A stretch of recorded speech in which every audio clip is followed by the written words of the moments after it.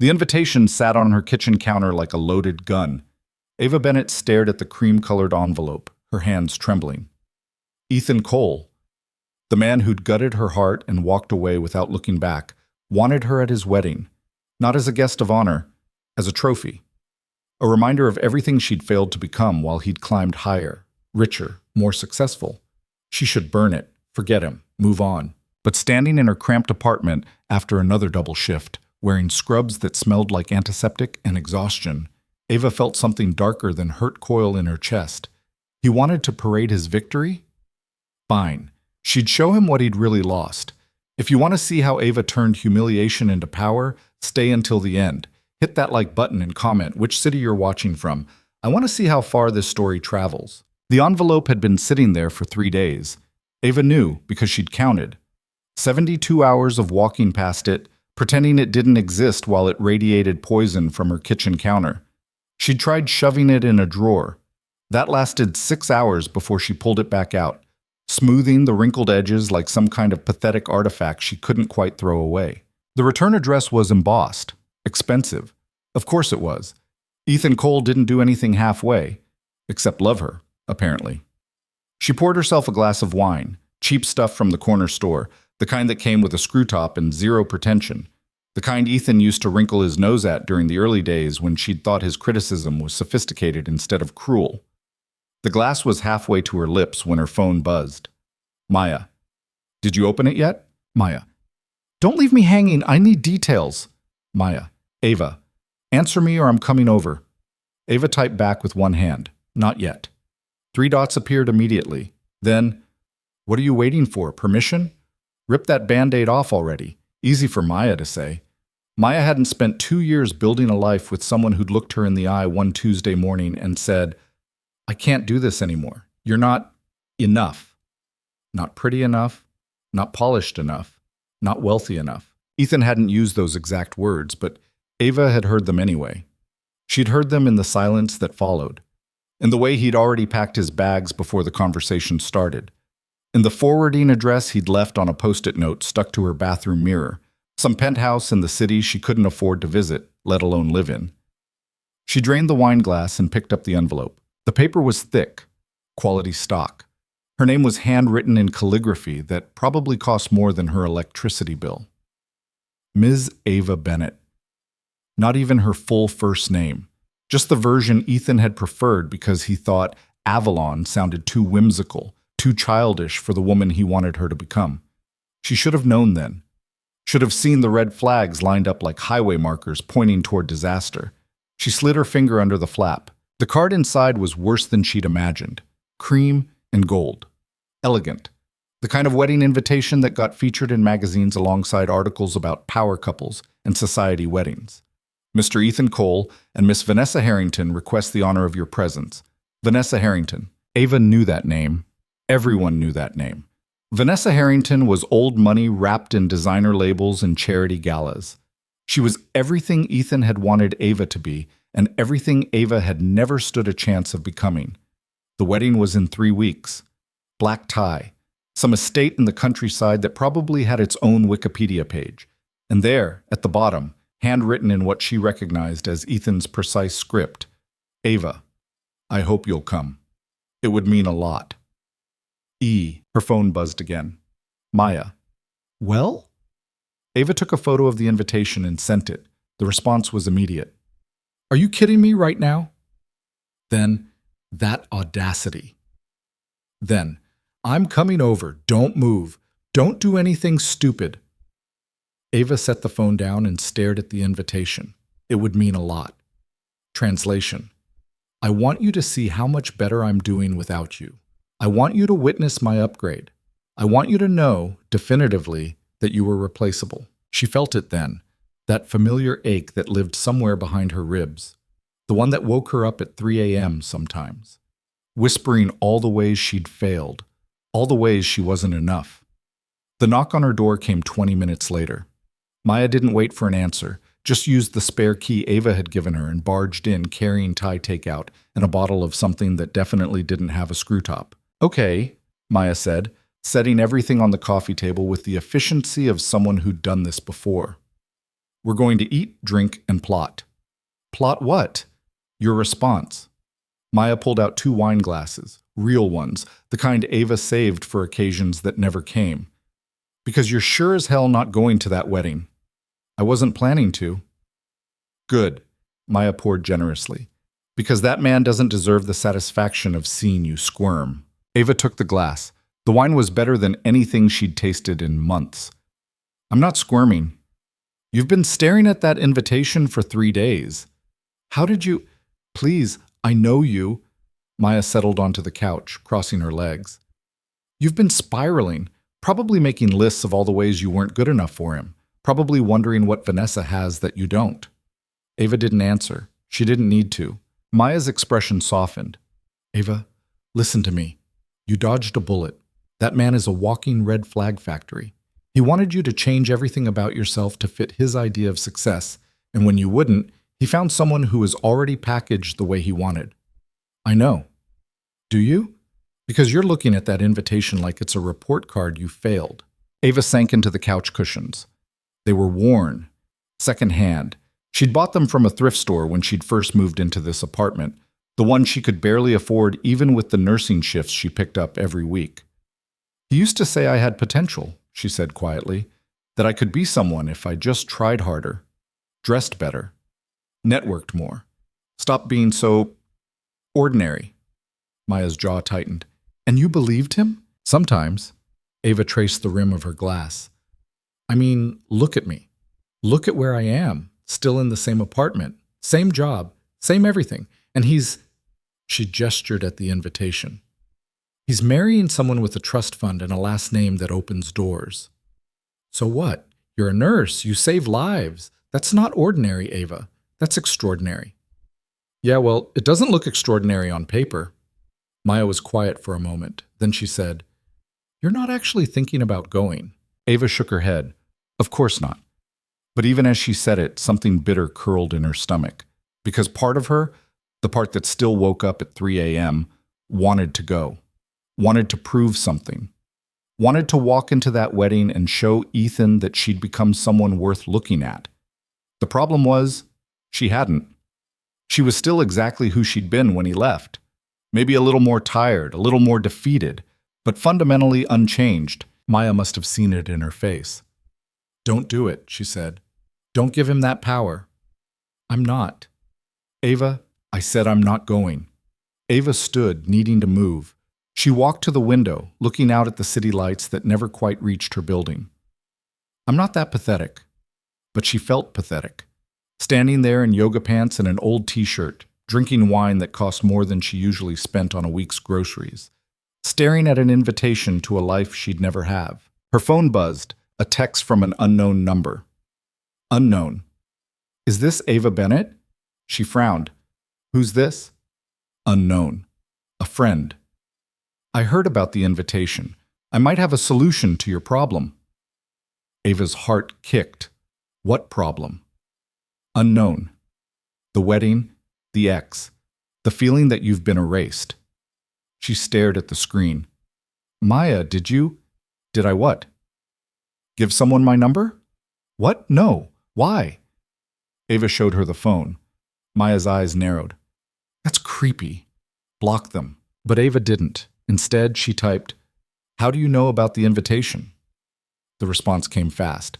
I know a lot of things, including how to make Ethan Cole regret ever letting you go. Interested? Block them. Maya reached for the phone. This is how horror movies start. Ava pulled it away. Who are you? Unknown. Someone who sees potential, real potential, not the kind that comes with conditions. Unknown. Meet me tomorrow night, 8 p.m. The address below. Come alone, or don't come at all. Your choice. An address followed. Some restaurant downtown Ava had never heard of. Absolutely not, Maya said. You're not meeting some random stalker in a dark restaurant. It's not stalking if I agree to go. Ava, what do I have to lose? The words came out sharper than she meant. Seriously, Maya, what's the worst that could happen? I get murdered? At this point, it might be an improvement. Don't talk like that. I'm joking. No, you're not. Maya's voice went soft. Dangerous. You're spiraling, and when you spiral, you make stupid decisions. Ava looked at the invitation still sitting on the counter, cream and gold, mocking her. Maybe I need a stupid decision, she said. That night after Maya left, reluctantly, with multiple threats about checking in every hour, Ava lay in bed staring at the ceiling. Sleep felt impossible. Her mind kept circling back to the text, to the invitation, to Ethan's handwritten note. It would mean a lot. She grabbed her phone and pulled up Ethan's Instagram. She'd blocked him months ago, but curiosity was a disease and she was apparently terminal. His feed was exactly what she expected. Pictures of him and Vanessa at charity events, gallery openings, weekend getaways to places Ava couldn't pronounce. Vanessa was beautiful in that effortless way that came from good genetics and better skincare. She wore linen like it was haute couture. She smiled like someone who'd never worried about rent. The most recent post was a photo of them on a yacht. The caption, 3 weeks until forever with my best decision. Ava closed the app and threw her phone across the room. It hit the wall and clattered to the floor. The screen didn't crack. Because of course it didn't. Even her dramatic gestures were failures. She got up and retrieved it. The text message was still there. Tomorrow night, 8 p.m. What did she have to lose? Everything, probably. But then again, she'd already lost everything that mattered when Ethan walked out. What was left was just logistics, bills and shifts, and the slow erosion of hope. She typed out a response before she could talk herself out of it. I'll be there. The next evening, Ava stood outside the restaurant at 7:55 p.m., wondering if this was how people felt before making genuinely terrible life choices. The place was upscale, subtle. The kind of restaurant that didn't need a sign because if you had to ask, you didn't belong there. Warm light spilled from the windows. Inside, she could see people in designer clothes having quiet conversations over wine that probably cost more than her car payment. She'd changed outfits 6 times before settling on a black dress she'd bought for a job interview 2 years ago. It was simple, professional. The kind of thing that said, I'm trying but not too hard. Looking at the restaurant, she realized it wasn't enough. Nothing she owned was enough for this. She pulled out her phone to text Maya, to say this was stupid, she was leaving, forget everything, when the door opened. A man stepped out, tall, dark suit that fit like it had been made for him because it probably had. Dark hair, sharp jawline, and eyes that found her immediately like he'd been waiting. Ava Bennett? His voice was low, controlled, the kind of voice that didn't need to rise to command attention. She nodded because words felt difficult suddenly. He smiled, just slightly. I'm Luca Moretti. Thank you for coming. He held the door open, an invitation, a test. Ava looked at him, really looked. There was something in his expression that wasn't pity, wasn't judgment, just interest, like she was a puzzle he wanted to solve. I almost didn't, she admitted. I know. He gestured inside. That's why I'm impressed you did. She walked through the door. The restaurant was quieter than she expected. Intimate. A hostess appeared immediately, leading them to a table in the back corner. Private. Away from the other diners. Luca waited until she was seated before sitting across from her. His movements were precise. Practiced. You're probably wondering why I asked you here, he said. That's one way to put it. He smiled again, warmer this time. Fair. Let me start with the truth. I know about your ex, I know about the wedding invitation, and I know you're trying to decide whether to go. How could you possibly? I make it my business to know things. He leaned forward slightly. Ethan Cole is a small man who measures his worth in dollar signs and social capital. He invited you because he wants to feel superior. He wants confirmation that leaving you was the right choice. Ava's throat tightened. And you know this how? Because I've met 100 Ethan Coles. They're predictable, shallow, easy to read. Then you know I shouldn't go. Actually, Luca said, I think you should. She blinked. What? But not the way you're imagining. He signaled the waiter, who appeared with a bottle of wine Ava didn't recognize. Luca poured 2 glasses with the ease of someone who'd done this 1,000 times. Right now, you're thinking about going to that wedding to prove something, to show Ethan you're fine, that you've moved on, that you're happy. I am happy. Are you? The question hung between them. Ava took a sip of wine to avoid answering. It was good. Better than good. The kind of wine that probably had a waiting list. Luca didn't push. He just watched her with those dark eyes that seemed to see too much. "What do you want?" she finally asked. "To make you an offer." "What kind of offer?" "The kind that changes everything." He set his glass down. "Go to that wedding, Ava. But don't go as the woman Ethan discarded. Go as someone he never imagined you could become." "I don't understand." "You will." Luca's smile was sharp now, dangerous. "Give me 3 weeks. That's all I need. 3 weeks to show you what you're capable of. To transform you into the woman who walks into that wedding and makes Ethan Cole realize he made the worst mistake of his life." Ava laughed. It came out bitter. "You want to give me a makeover? Like some rom-com?" "I want to give you power." The word hit differently than she expected. "Power," she repeated. "The kind that doesn't come from clothes or money. The kind that comes from knowing exactly who you are and refusing to apologize for it." Luca leaned back. "Ethan wanted you to change to fit his world. I'm offering to help you discover the world you were meant for all along. And what do you get out of this?" "The satisfaction of watching a small man realize he lost something irreplaceable." Ava studied him. There was something else there, something he wasn't saying.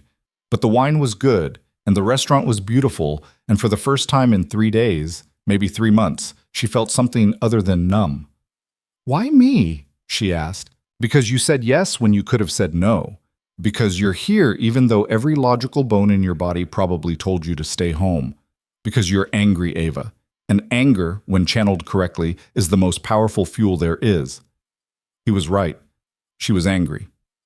Furious, actually. At Ethan for leaving. At Vanessa for existing. At herself for caring. 3 weeks, Luca said. "That's all I'm asking. After that, you can walk into that wedding on my arm and show them all exactly what they're looking at." "On your arm?" "You'll need a date.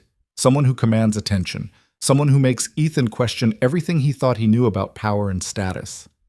Luca's smile turned predatory. "I happen to be available." Ava should have said no, should have walked out, should have called Maya and laughed about the crazy rich guy who'd tried to recruit her for some revenge scheme. Instead, she heard herself say, "What happens after the wedding?" "Whatever you want." That's not an answer. It's the only answer that matters. Luca extended his hand across the table. "Do we have a deal?" Ava looked at his hand, strong, steady, the kind of hand that didn't shake or hesitate. She thought about the invitation on her counter, about Ethan's handwritten note, about Vanessa's effortless smile and the yacht and the life she'd never have. She thought about being ordinary, and then she stopped thinking and took his hand. "Deal." Luca's grip was firm, final. "Good. We start tomorrow." "Start what?" "Everything." The next morning came too early and with too much regret. Ava stared at her phone at the address Luca had sent at midnight. Some building in the part of the city where rent wasn't measured in hundreds but thousands. The kind of neighborhood where doormen wore better suits than she owned. "Maya, please tell me you didn't agree to anything stupid." Maya. "Ava, I swear if you don't answer me," she typed back. "I'm fine, I'll explain later." Maya. "That's what people say before they end up on a true crime podcast." Ava almost laughed. Almost. But her hands were shaking too hard as she pulled clothes from her closet, rejecting everything. Too casual, too formal, too obviously trying. Nothing felt right because nothing was right. She was about to walk into whatever Luca Moretti's world was, and she had no idea what that world demanded. She settled on jeans and a blazer, safe, forgettable. The address led her to a building that looked like it had been designed by someone who thought glass and steel could solve all of humanity's problems. The lobby had marble floors and a chandelier that probably cost more than her nursing degree. A woman at the front desk looked up as Ava approached. Young, polished, the kind of pretty that came with a skincare routine and genetic lottery winnings. "I'm here to see Luca Moretti," Ava said, hating how uncertain she sounded. The woman's expression didn't change. "Name?" "Ava Bennett." She typed something, nodded. 23rd floor, he's expecting you." The elevator was the kind that moved so smoothly you couldn't tell it was moving at all. Ava watched the numbers climb, and tried to remember how to breathe like a normal person. The doors opened directly into a penthouse. Not a hallway, not a landing, just straight into someone's home. The space was massive. Floor-to-ceiling windows overlooked the city. Minimalist furniture that probably had names she couldn't pronounce. Art on the walls that looked important in that way art looked when it cost 6 figures. Luca stood by the windows, phone to his ear. He saw her and held up one finger. Wait. She waited. What else was she going to do? No, he said into the phone. Tell them the offer stands until Friday. After that, I move on. A pause. I don't care what they think is reasonable. Those are my terms. He hung up without saying goodbye and turned to face her fully. He looked different in daylight, less dangerous, more calculated. Same expensive suit, but she could see it better now, the precision of it, the way it moved with him like a second skin. You came, he said. You sound surprised. Most people change their minds in the morning. He walked toward her, and she noticed he moved quietly, deliberately, like someone who'd learned early that presence mattered more than noise. Coffee? Sure. He led her to the kitchen. It was the kind of kitchen people photographed for magazines. All marble and clean lines and appliances that probably required a manual. He made coffee like he did everything else, efficiently, without wasted motion. Cream? Sugar? Black's fine. He handed her a cup. Their fingers brushed. His were warm. So, she said, because someone needed to break the silence. What does everything look like? Luca smiled. Direct? I like that. He gestured toward the dining table. Sit. Let's talk. She sat. The chair was more comfortable than it looked. Luca remained standing, leaning against the counter. The wedding is 3 weeks away. That gives us 21 days to prepare. Prepare what exactly? You. He took a sip of his coffee. Right now, you walk into a room and apologize for existing.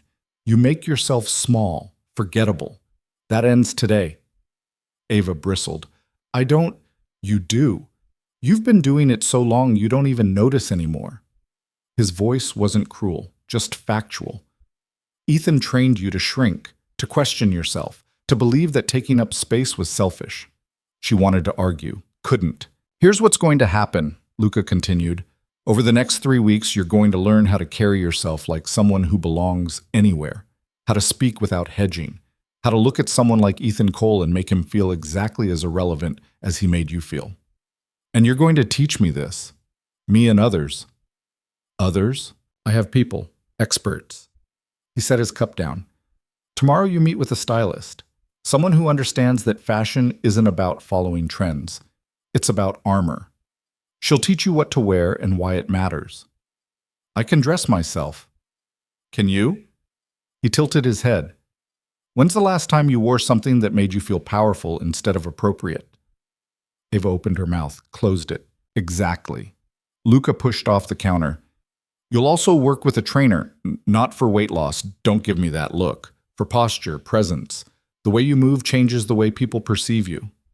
This sounds expensive. It is. I can't afford. I'm not asking you to. He moved closer. This is my investment, Ava. All you have to invest is time and trust. Why? The question burst out sharper than she meant. Why are you doing this? You don't know me. You don't owe me anything. So what's the real reason? Luca was quiet for a moment. Then he pulled out his phone, scrolled, and handed it to her. The screen showed a photo. Younger Luca, maybe college age, standing next to a girl. Pretty, laughing. They looked happy. Her name was Sophia, he said quietly. My sister. Was? She killed herself 6 years ago. His voice stayed level, but something flickered behind his eyes. She was dating someone like Ethan, someone who made her believe she wasn't enough, who took someone vibrant and turned her into a ghost. By the time we realized what was happening, it was too late. Ava's throat went tight. I'm sorry. Don't be sorry. Just understand why this matters to me. He took the phone back. I see men like Ethan every day in my world. They're everywhere. And I can't do anything about most of them. But when I heard about your situation, I saw an opportunity. To do what? To watch one of them lose. He smiled, but it didn't reach his eyes. Call it therapy, call it revenge, call it whatever you want. But I'm offering you a chance to walk into that wedding and make Ethan Cole feel small for once in his privileged life. Ava studied him. There was grief there, buried deep but visible if you knew how to look. And underneath that, anger, the same kind she felt. Okay, she said. Okay? I'm in. Whatever this is, I'm in. Something shifted in his expression. Relief, maybe? Good. Then we start now. Now? Right now. He pulled out his phone again and made a call. She's ready. Bring everything. He hung up and looked at Ava. The stylist is downstairs. She's been waiting. You were that sure I'd agree? No, but I was prepared either way. 10 minutes later, a woman swept into the penthouse like she owned it. She was probably 50, with white hair cut sharp at her shoulders and glasses that looked like they cost more than Ava's laptop. She carried a garment bag and moved with the confidence of someone who'd spent decades telling people what to wear. Ava Bennett, she said, not asking. I'm Christine. Let's see what we're working with. Ava stood there feeling suddenly exposed. Christine circled her once, twice. Her expression gave nothing away. Finally, she said, You've got good bones, decent proportions, but you dress like you're hiding. I'm not. Black blazer, basic jeans, ballet flats. Christine ticked them off. Safe choices. Boring choices. You want to blend in. What's wrong with that? Nothing, if your goal is to be furniture. Christine unzipped the garment bag. But Luca tells me you're preparing for war, and you don't win wars by blending in. She pulled out a dress, deep emerald green, simple cut, but the fabric looked expensive, the kind that moved like water. Try this. Ava took it reluctantly. Where do I? Bedroom, second door on the left. Christine waved her away. Don't take all day. The bedroom was as pristine as the rest of the apartment. Ava changed quickly, avoiding her reflection until the dress was on. When she finally looked, she barely recognized herself. The color made her skin glow. The cut somehow made her look taller, more defined. It wasn't revealing, but it wasn't hiding anything either. She walked back out. Christine's face stayed neutral, but Luca straightened slightly. Better, Christine said. Much better. Now walk to the window and back. What? Walk. I need to see how you move. Ava walked. It felt stupid, self-conscious. Stop shuffling, Christine said. Shoulders back, chin up. You're not apologizing for existing. Ava tried again. Better. Again. They spent the next hour like that. Christine pulling out different outfits, making Ava walk in each one, critiquing everything from her posture to the way she held her hands. It was exhausting. You default to making yourself smaller, Christine said finally. When you walk, you curve your shoulders in. When you sit, you cross your arms. You're protecting yourself constantly. Maybe I need protection. Maybe you did. Not anymore. Christine packed up the clothes she'd brought. I'm leaving these here. Practice walking in each one. Get comfortable. By the time I see you next week, I want you moving like you own every room you enter. After Christine left, Ava collapsed onto the couch. Her feet hurt. Her brain hurt. Luca sat across from her. Brutal, isn't she? That's one word for it. She's also the best. Her clients include people you'd recognize, people who pay her 6 figures to tell them what to wear. And she's helping me because? Because I asked her to. Luca leaned forward. That's how this works, Ava. I have resources, connections. I'm using them for you. Why do I feel like there's a catch? No catch. Just expectations. His eyes held hers. I'm investing time and money into this. I expect you to take it seriously. Show up. Do the work. Don't waste either of our time. I won't. Good. He stood. Tomorrow, 7 a.m. There's a gym 2 blocks from here. Meet my trainer. His name is Marcus. He's going to teach you how to stand like you're not waiting for someone to knock you down. Ava groaned.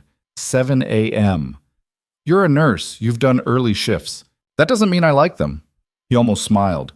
Get used to uncomfortable. That's where growth happens. She left an hour later with a bag full of clothes she hadn't paid for and a schedule that made her want to crawl back into bed.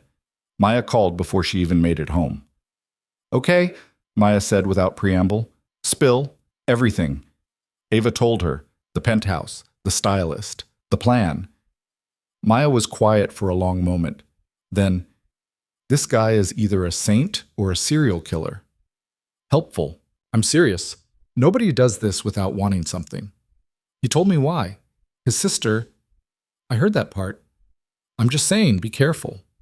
Men like that, with money like that, they don't do charity. It's not charity, it's...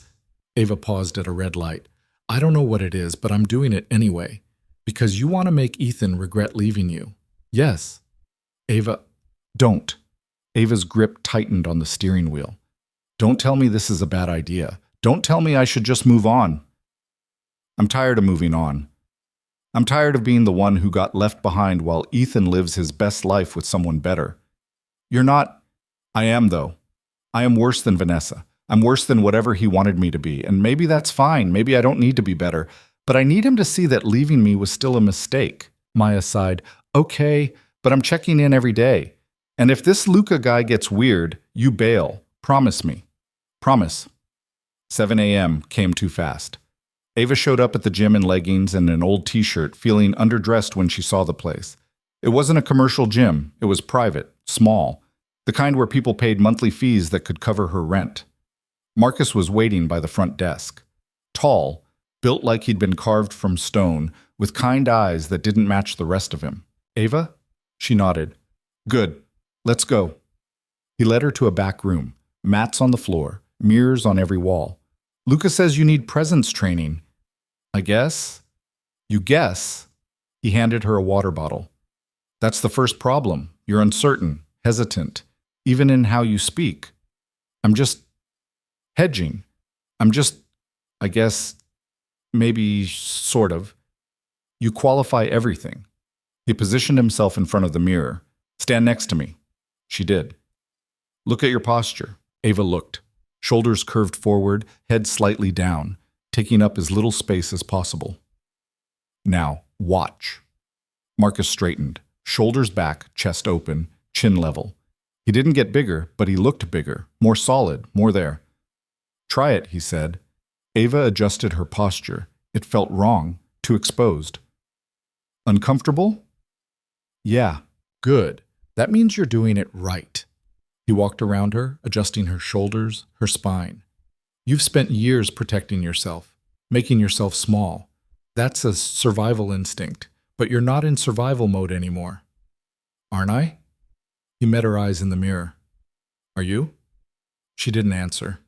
They worked for 2 hours. Posture drills, walking exercises, learning to make eye contact without flinching. By the end, Ava's muscles ached in places she didn't know she had muscles. Same time tomorrow, Marcus said as she left. Tomorrow? Every day until the wedding. Luca's orders. Ava wanted to argue, didn't have the energy. The days blurred together after that. Early mornings with Marcus, afternoons with Christine, who showed up twice more with new clothes and new criticisms. Evenings at Luca's penthouse, where he'd drill her on conversation tactics, how to deflect questions, how to command attention without demanding it, how to make silence work for her instead of against her. You apologize too much, he said one evening.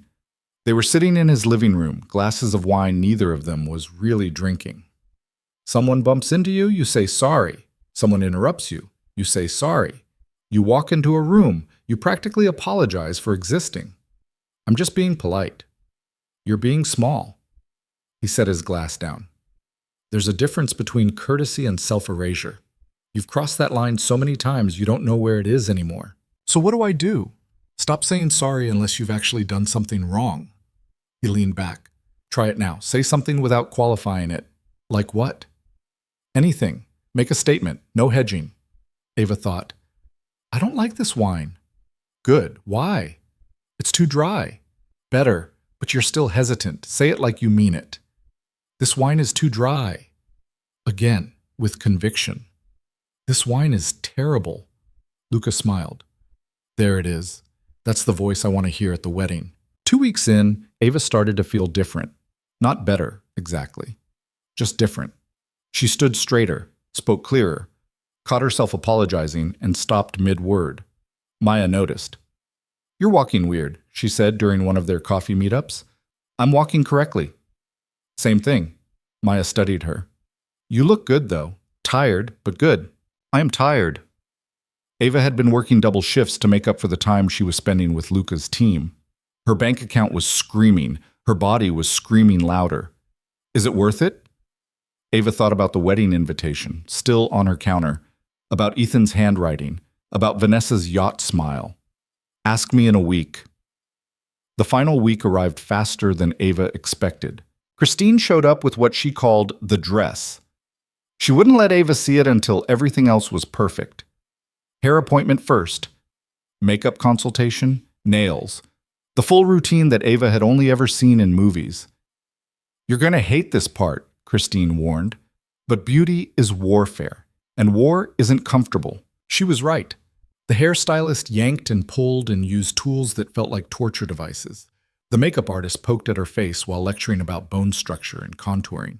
The nail technician seemed personally offended by the state of Ava's cuticles. But when it was done, when Ava finally looked in the mirror, she stopped breathing. The woman looking back at her was a stranger, polished, elegant, the kind of woman who walked into rooms and made people turn around.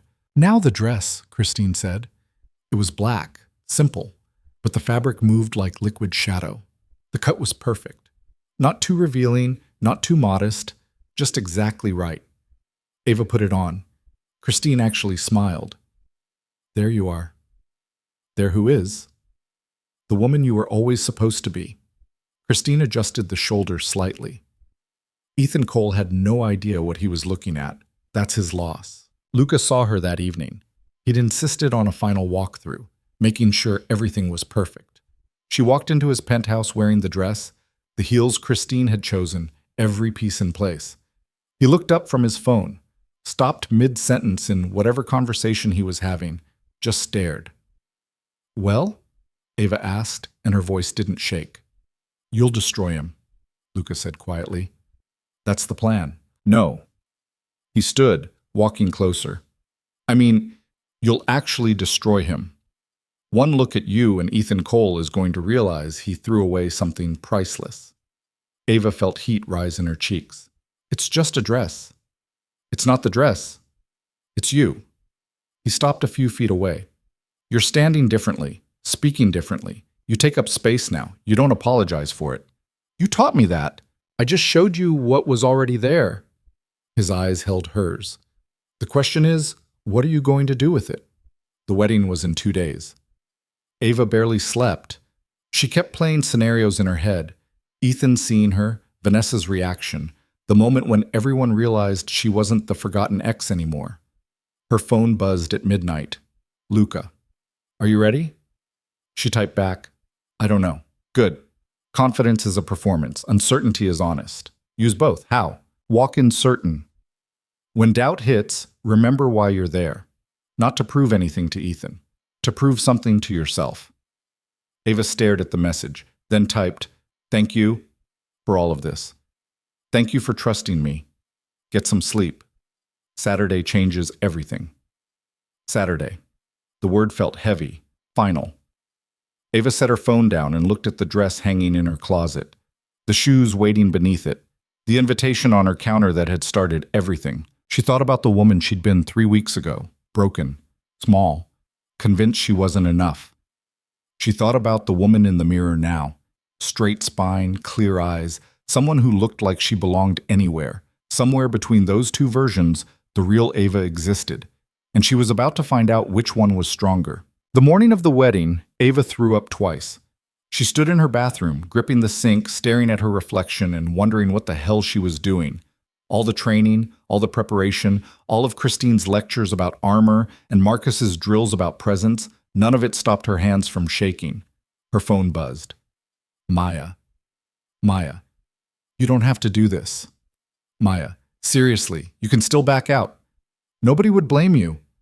Ava typed back with trembling fingers. I'd blame me. Maya. Then go make him regret everything.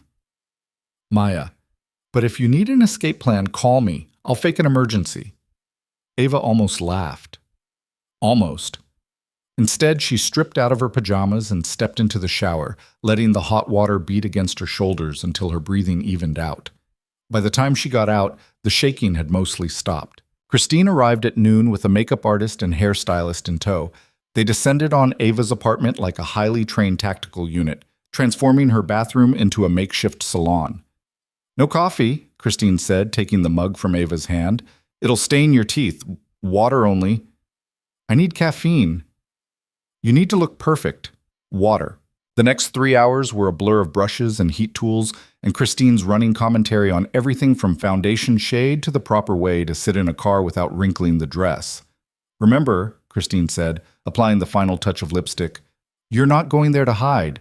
You're going there to be seen. Own it." Ava nodded because words felt impossible. When they finished, she stood in front of her full-length mirror, the cheap one she'd bought at Target, and barely recognized herself. The black dress hugged every curve without clinging. The heels added 3 inches and somehow made her spine straighter. Her hair fell in waves that looked effortless but had taken an hour to create. Her makeup was subtle but striking, emphasizing features she'd never paid attention to before. She looked expensive, untouchable, like someone who belonged in Ethan's world, like someone who'd outgrown it. "Don't cry," Christine warned. "You'll ruin the mascara." Ava blinked hard. "I'm not crying." "Good, because Luca's downstairs and he's on a schedule." Luca, right, her date, her shield, her whatever he was. Ava grabbed her clutch, black, simple, borrowed from Christine's collection, and headed downstairs.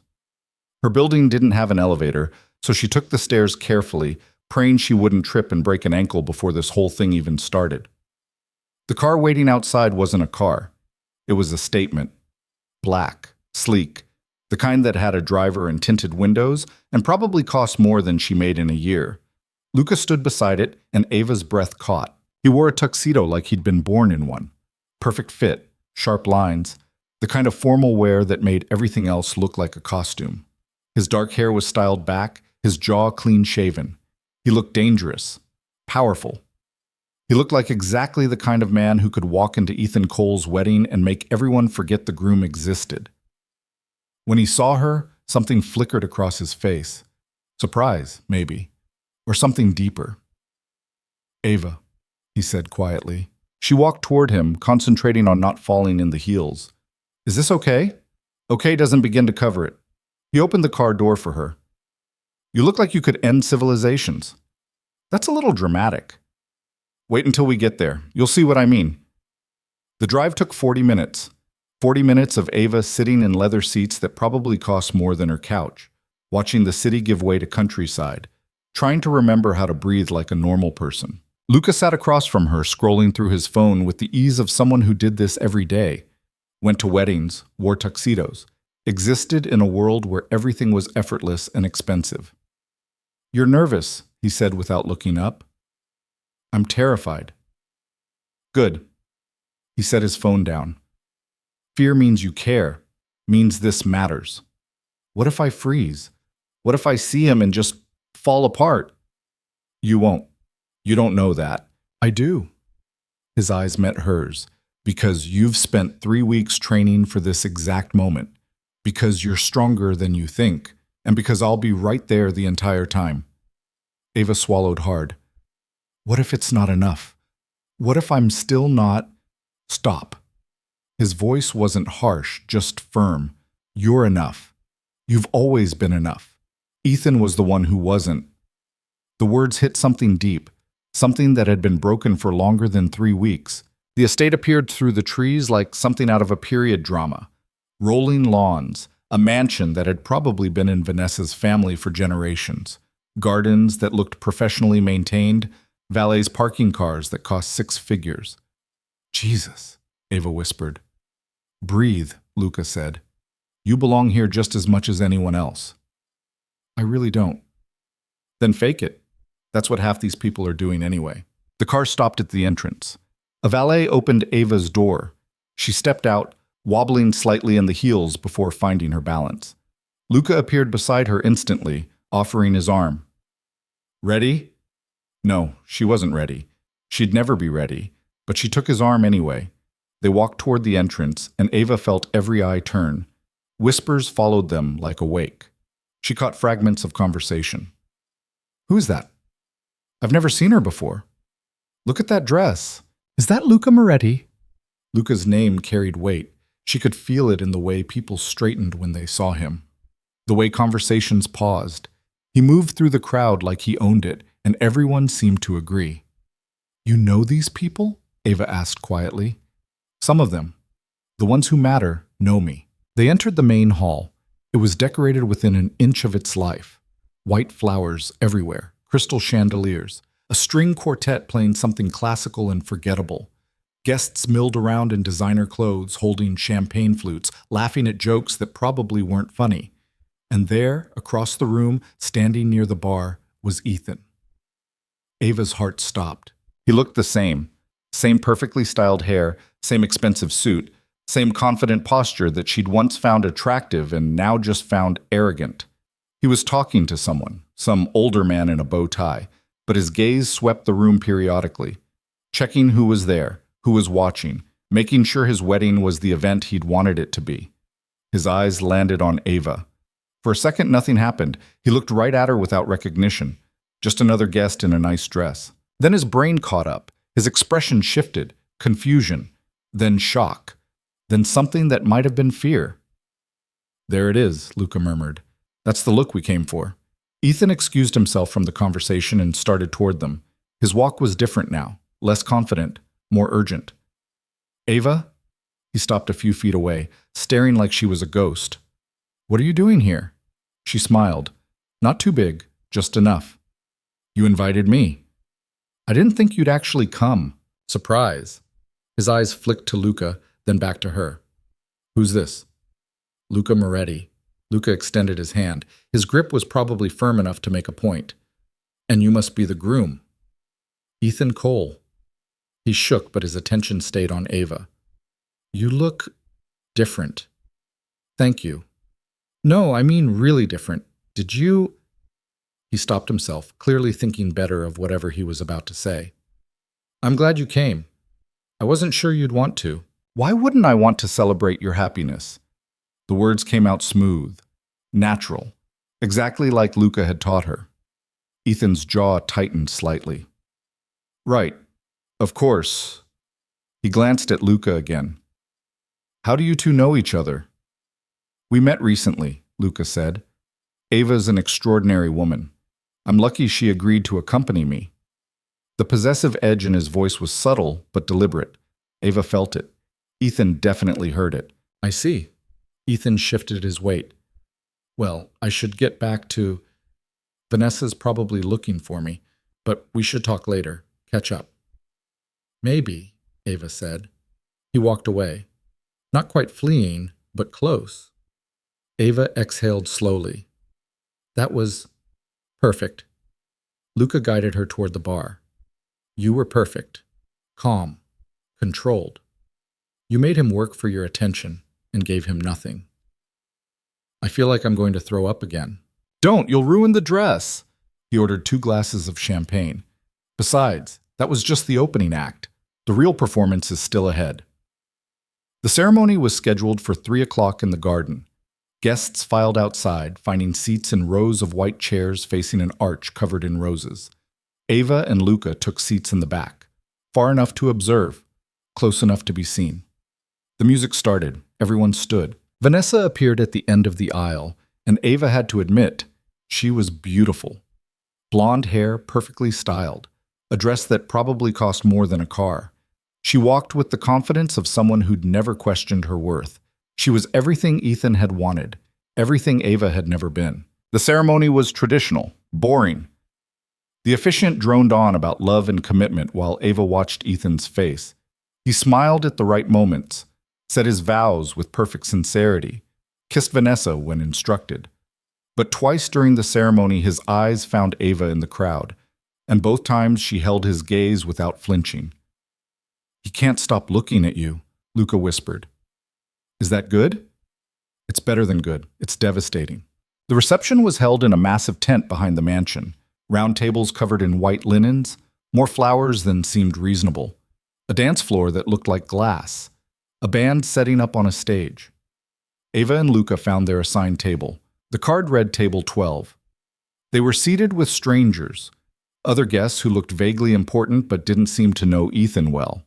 Probably Vanessa's side of the family. A woman across from them smiled. "I'm Eleanor, Vanessa's cousin. You two look wonderful together. Thank you, Luca said smoothly. We try. How do you know the bride and groom? Business acquaintance of Ethan's, Luca lied without hesitation. Ava's known him longer. Eleanor's eyes lit up with curiosity. Oh, how did you meet? Ava took a sip of champagne to buy time. College. We dated for a while. You're the ex? Eleanor's voice dropped to a scandalous whisper. Oh my, you're much prettier than he described. He talked about me? Well, Vanessa mentioned you once or twice. Nothing terrible, just that Ethan had a serious relationship before her. Someone who wasn't quite the right fit. Not quite the right fit. The words stung less than they would have 3 weeks ago, but they still landed. Luca's hand found Ava's under the table. A brief squeeze. Grounding. Sometimes things don't work out, Ava said evenly. I'm happy for them. Eleanor looked between her and Luca. Well, it seems like things worked out fine for you too. Dinner was served. Multiple courses that Ava barely tasted. She was too aware of everything. The other guests watching. Ethan and Vanessa at the head table, playing the perfect couple. Luca beside her, present but not overwhelming. Between the main course and dessert, Ethan approached their table. Mind if I borrow Ava for a minute? He asked, looking at Luca. That's up to Ava, Luca said. Ethan turned to her. Just a quick conversation. For old times' sake. Ava considered saying no, considered making him wait, but curiosity won. Sure, she said, standing. Luca's expression stayed neutral, but his eyes held a warning. Don't let him get in your head. Ethan led her away from the tent, toward the gardens where the ceremony had been held, far enough from the crowd that they could talk without being overheard. I can't believe you're here, he said finally. You invited me. I know, but... He ran a hand through his hair, messing up the perfect styling. I didn't expect you to show up looking like that. With someone like him. Like what? Like you don't need me anymore. The admission hung in the air. Ava crossed her arms. I don't need you. I haven't needed you for a while now. Then why come? Because you invited me. Because I wanted to see if I'd feel anything when I saw you married to someone else. She met his eyes. Turns out I don't. He flinched. I never meant to hurt you. Yes, you did. The words came out calm, factual. You wanted me to hurt so you'd feel less guilty about leaving. You wanted me to fall apart so you could tell yourself you made the right choice. That's not... It is. Ava stepped closer. You needed me to be broken, to be less. Because if I was fine, if I thrived without you, then leaving me wasn't an upgrade. It was just a choice. And choices can be wrong. Ethan's jaw tightened. Vanessa is perfect for me. Then why are you out here talking to me instead of in there with your wife? He didn't have an answer. Luca Moretti, Ethan said instead. Do you have any idea who he is, what he does? I know enough. He's dangerous, Ava, connected. The kind of man you don't want to get involved with. She almost laughed. You spent 2 years trying to change me into someone I wasn't. You told me I wasn't good enough, wasn't polished enough, wasn't worth the effort. And now you're giving me relationship advice? I'm trying to protect you. I don't need your protection. I don't need anything from you. The music from the tent changed, something slow, romantic. The first dance, probably. Ethan glanced back. I should go. Yes, you should. He started to walk away, then stopped. I did love you. Once. I want you to know that. Once wasn't enough. He left.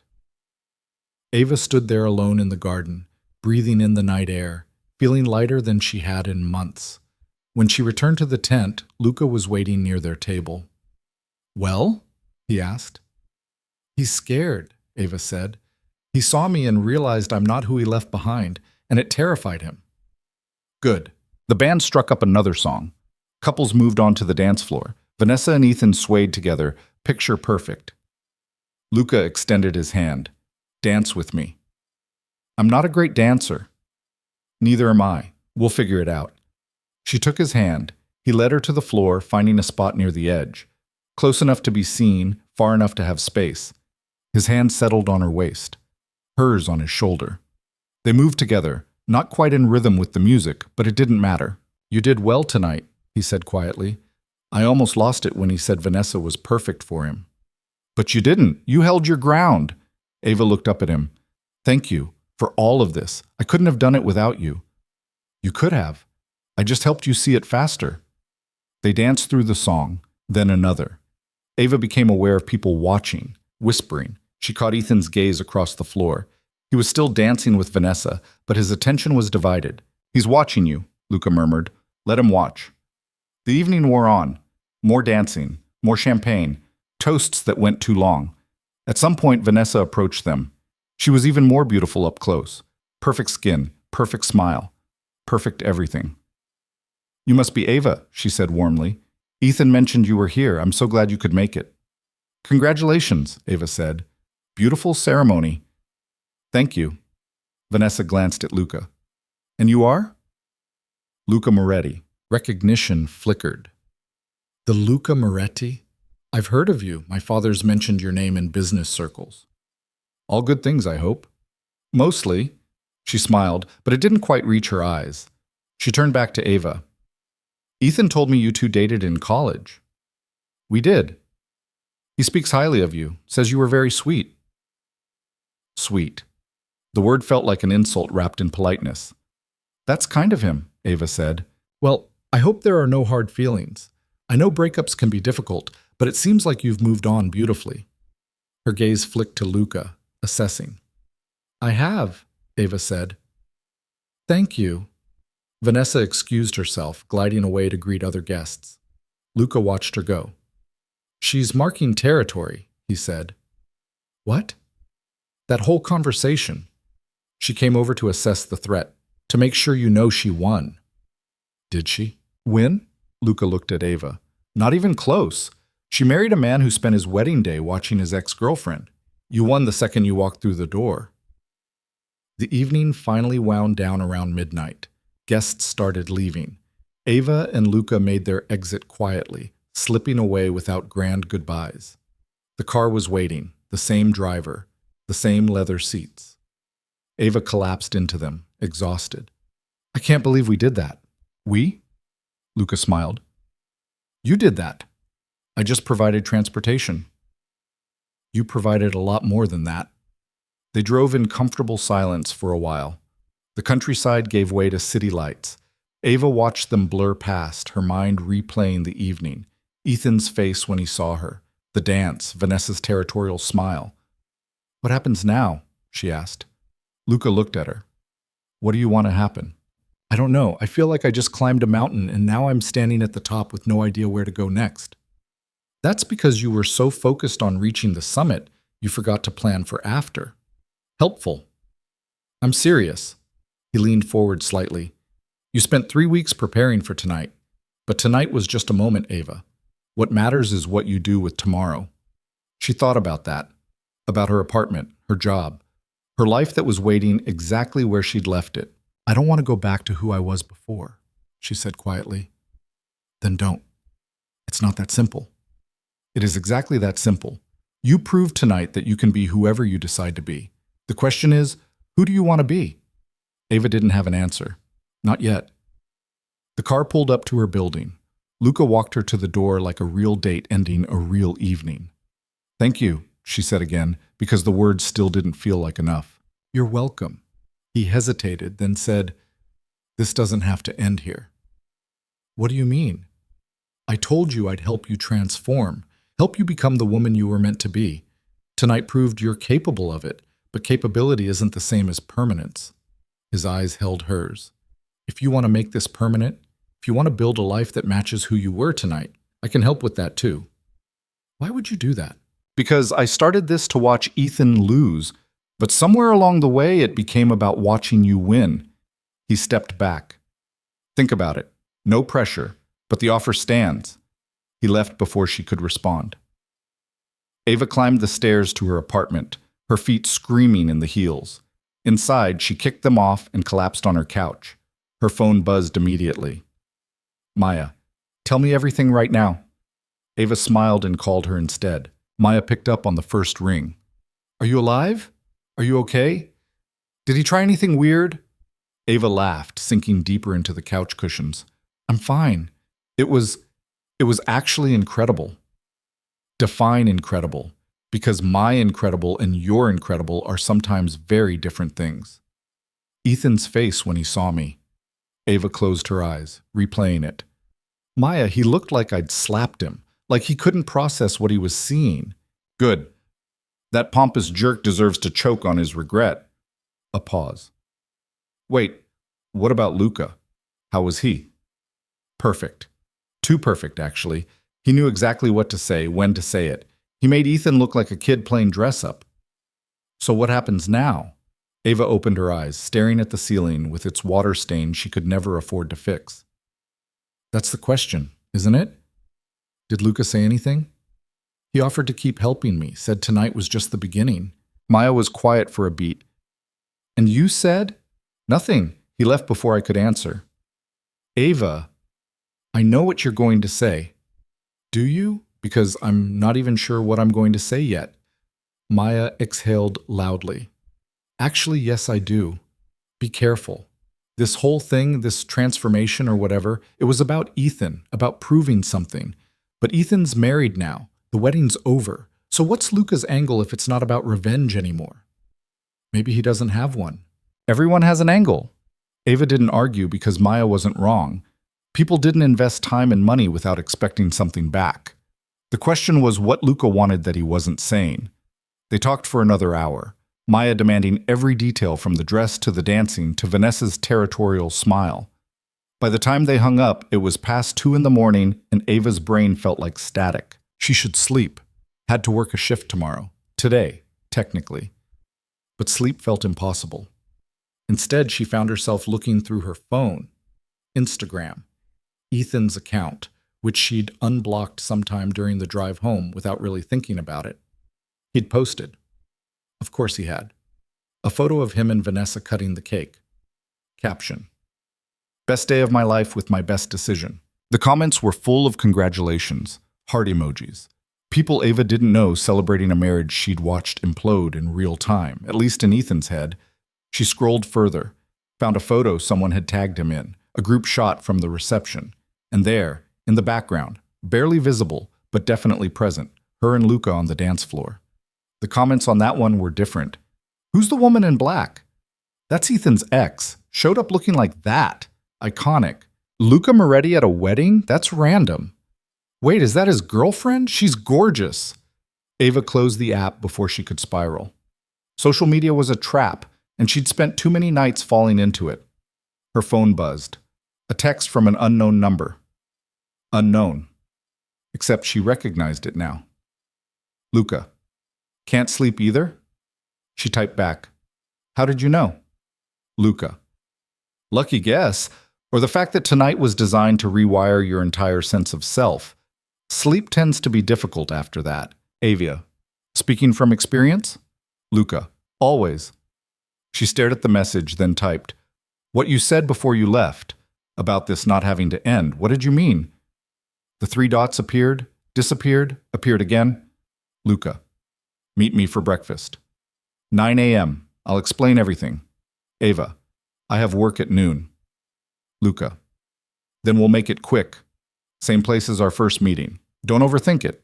Don't overthink it. Right, like that was possible. But she sent back, okay. Ava got maybe 3 hours of sleep before her alarm went off. She dragged herself through a shower, threw on scrubs since she'd be heading straight to work after, and caught a bus downtown. The restaurant looked different in daylight. Less intimidating, more like a normal place where normal people had normal breakfasts. Luca was already there, sitting at the same corner table. He wore jeans and a black sweater. Casual. It was the first time she'd seen him in anything that didn't cost more than her rent. You look tired, he said as she sat down. You look annoyingly well rested. He smiled. I'm used to functioning on no sleep. Comes with the territory. A waiter appeared, poured coffee without asking. Ava wrapped her hands around the cup, grateful for the warmth. So, she said, explain. Luca leaned back. Last night was about Ethan, about showing him what he lost. But here's the truth. You don't need Ethan's validation. You never did. The fact that you walked into that wedding and owned it proves you're capable of so much more than you've been settling for. I'm a nurse. I help people. That's not settling. I didn't say your job was settling. I said your life was. He took a sip of coffee. You work double shifts to afford an apartment you hate. You spend your time off recovering from exhaustion instead of doing things you actually enjoy. You've built a life around survival instead of living. The words stung because they were accurate. And you're offering what exactly? A different life? I'm offering resources, connections, opportunities you wouldn't have access to otherwise. He set his cup down. You want to stay a nurse? Great. I know hospital administrators who'd kill to have someone with your skills. Better position, better pay, better hours. You want to do something else entirely? I can open doors. Why? Because I can. Because watching you transform over the last 3 weeks reminded me why I built the life I have in the first place. His expression softened slightly. I told you about Sophia. What I didn't tell you was that after she died, I spent years angry at the world, at myself, at every man like her boyfriend who walked around destroying people and calling it ambition. And helping me is what? Therapy? Maybe. Or maybe it's just doing something that matters. He leaned forward. I make money, Ava. A lot of it.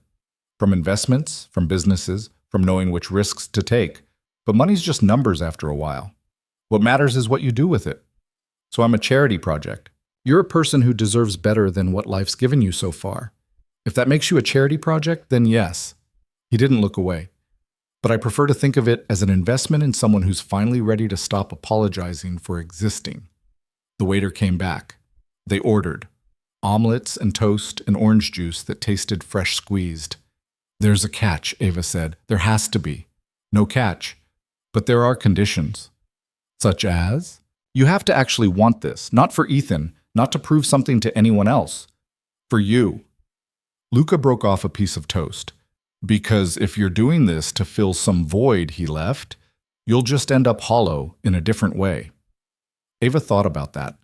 About why she'd agreed to the wedding plan in the first place. Revenge had been part of it, sure, but underneath that was something else. A desire to feel like she mattered, like she was worth seeing. I don't know what I want, she admitted. Then figure it out. Take some time. Think about what your life would look like if you weren't constantly trying to survive it. He pulled out his phone, typed something, and set it down. I'm leaving town for a week. Business in Chicago. When I get back, we'll talk. You can tell me yes or no then. And if I say no, then we part as friends, and you go back to your life with the confidence you earned last night. No harm, no pressure. It sounded too easy. Nothing in life was ever that easy. But Ava found herself nodding. Okay, 1 week. 1 week. Work was a disaster. Ava couldn't focus. She mixed up patient charts twice, forgot to log medication once, and nearly started an IV in the wrong arm before catching herself. Her supervisor pulled her aside during a break. You okay? You seem off today. Just tired, late night. Well, wake up. We need you sharp. Ava nodded, gulped down more coffee, and tried to get her head back in the game. But her mind kept drifting. To the wedding. To Luca's offer. To the idea that her life could be something other than this endless cycle of work and exhaustion. Maya showed up at her apartment that evening with Thai food and wine. Intervention time, she announced, pushing past Ava. You've been weird since the wedding, and we're going to talk about it. They sat on the couch, eating pad thai straight from the containers. Luca wants to keep helping me, Ava said between bites. Define helping. Better job, better opportunities, better life, basically. Maya set her fork down. And what does he want in return? Nothing, supposedly. He says it's an investment. People don't invest without expecting returns. That's what I said. And? And he told me to take a week to think about it, decide if I actually want it. Maya was quiet, chewing thoughtfully. Do you trust him? I don't know, maybe? He hasn't lied to me yet. That you know of. That I know of, Ava conceded. Okay, real talk. Maya turned to face her fully. Setting aside Luca and his mysterious benefactor routine, what do you want? Not what Ethan wanted you to be, not what you think you should want. What do you actually want for your life? Ava opened her mouth, closed it. The question felt enormous. I want to stop being tired all the time, she said finally. I want to wake up and not immediately calculate how many hours until I can sleep again. I want to do something that feels like it matters instead of just keeping my head above water. So nursing, isn't it? Nursing could be it. If I wasn't doing it in survival mode. If I had time to actually care instead of just process patients like widgets. Ava set her food down. I went into nursing because I wanted to help people, but somewhere along the way it became about rent checks and insurance and paying down student loans. That's called being an adult. I know, but it doesn't have to be only that, does it? Maya smiled sadly. No, it doesn't. They finished eating in comfortable silence. After Maya left, Ava sat alone in her apartment, looking around at the life she'd built. The secondhand furniture. The walls she'd never bothered to decorate because it felt temporary even after 2 years. The stack of bills on the counter she was always one emergency away from not being able to pay. She pulled out her phone and opened her photos. Found the ones from the wedding that people had tagged her in. There she was. Elegant, confident, beautiful in a way she'd never seen herself before. That woman in the photos felt like a stranger, but also felt like someone she could become if she just stopped being scared of wanting more. Her phone buzzed. Ethan. Ethan. Can we talk? Ava stared at the message. 3 weeks ago, seeing his name on her screen would have sent her into a tailspin. Now it just felt annoying. About what?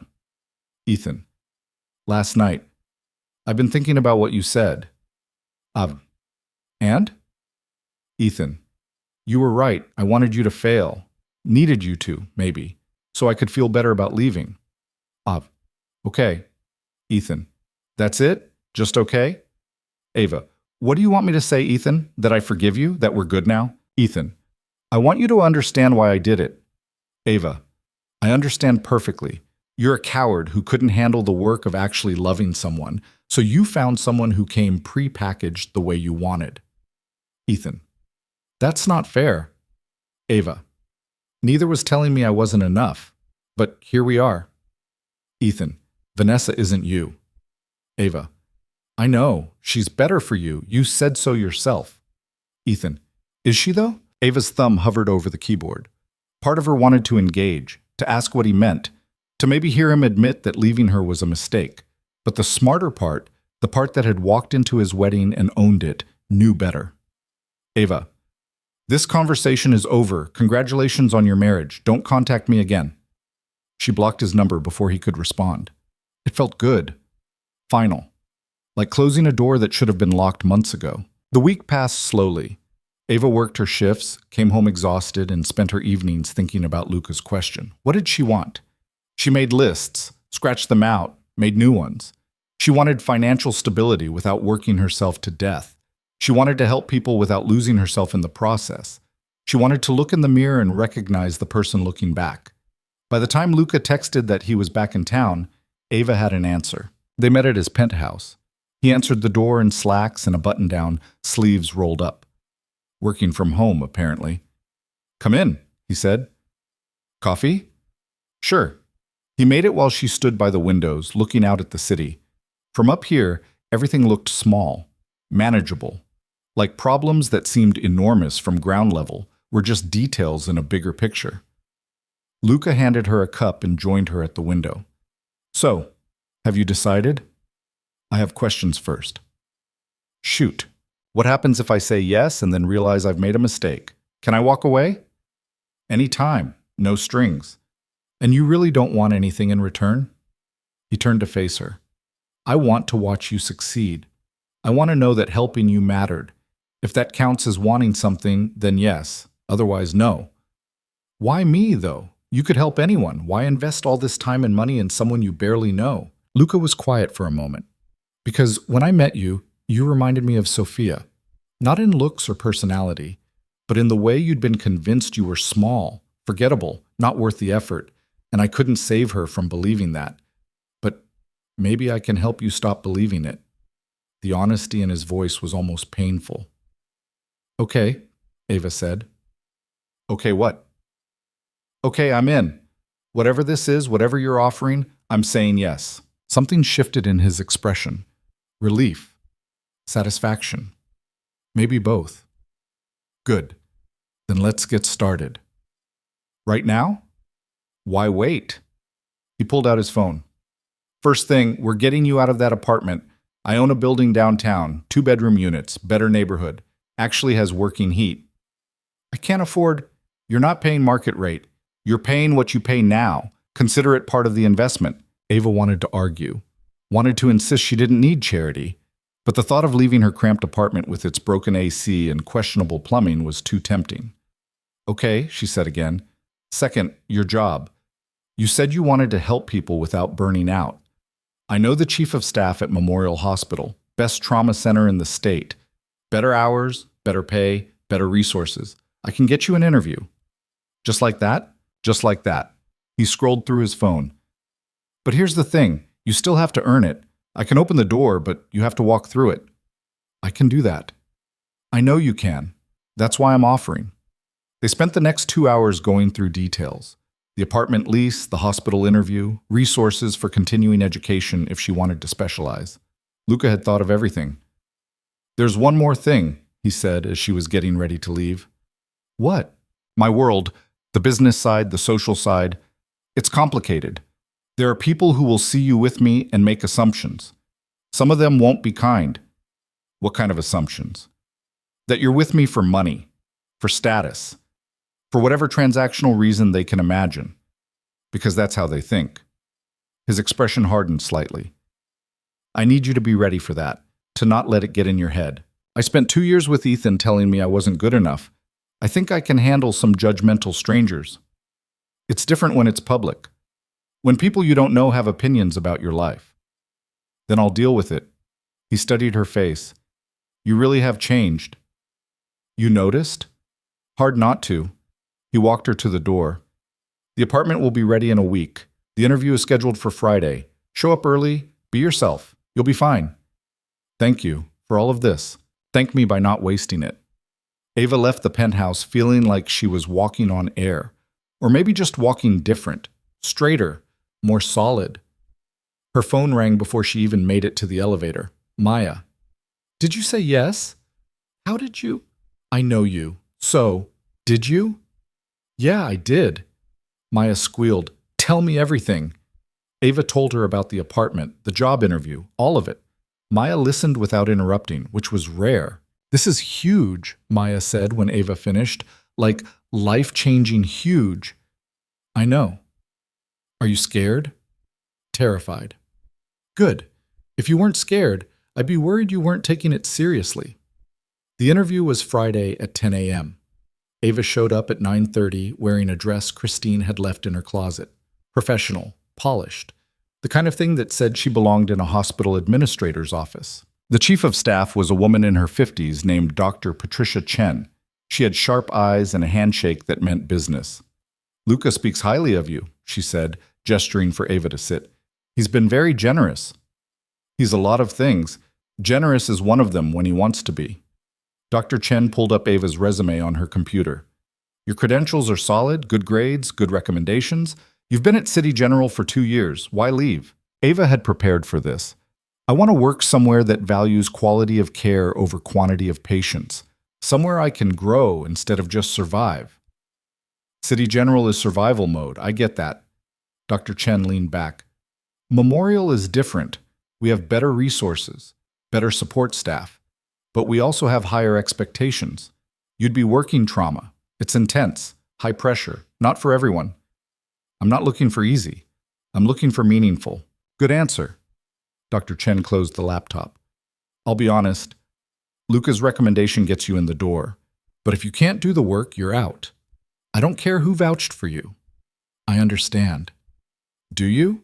Because I've seen a lot of people come through here thinking connections are enough. They're not. You have to earn your place every single day. I'm ready to do that. Dr. Chen studied her for a long moment. Then she smiled. You start Monday. Welcome to Memorial. Ava walked out of that office in a daze. She'd done it. Actually done it. She called Luca from the parking lot. How'd it go? He asked. I got it. I start Monday. I knew you would.